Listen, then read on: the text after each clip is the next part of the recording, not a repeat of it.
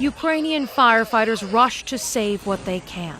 A weekend of relentless strikes, homes and lives destroyed after Russia launched its largest drone attack yet, ahead of high-stakes talks with the U.S. president. We just spent 2.5 hours talking to Vladimir Putin, and I think some progress has been made. On social media, Trump announced Russia and Ukraine will immediately start negotiations toward a ceasefire, with conditions to be negotiated between the two parties. He said the tone and spirit of the conversation were excellent, and that the Vatican would be very interested in hosting the negotiations. Ukraine's president spoke separately with Trump, later telling reporters he's ready for a ceasefire and open to peace talks. We are considering a meeting of all teams, Volodymyr Zelensky said. America, Ukraine, Russia, European countries, and Great Britain. But the Russian president's tone was far more subdued. The contacts have resumed, which suggests we are generally on the right track, said Vladimir Putin, saying he's ready to work with Ukraine. He adds the root causes of the war must be eliminated.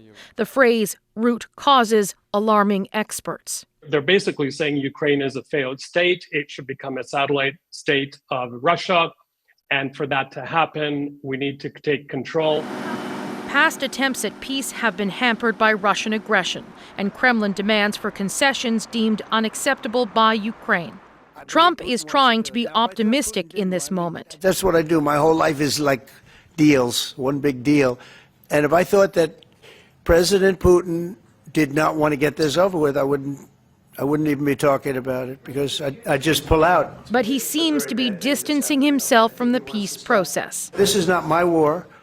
This is not the war. I mean, we got ourselves entangled in something that we shouldn't have been involved in. It's a far cry from what he promised during the election. If I were president, and I say this, I will end that war in one day. It'll take 24 hours.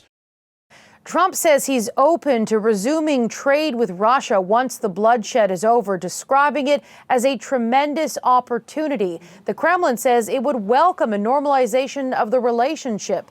It's a pledge from the U.S. despite the fact Russia started this unprovoked war. And Katie, there are more questions about what the U.S. is promising Ukraine in this moment. It's unclear if the U.S. plans to continue with intelligence and military support for Ukraine. Trump complained at length about how much money the U.S. has spent. Thanks, Katie. Katie Simpson in Washington.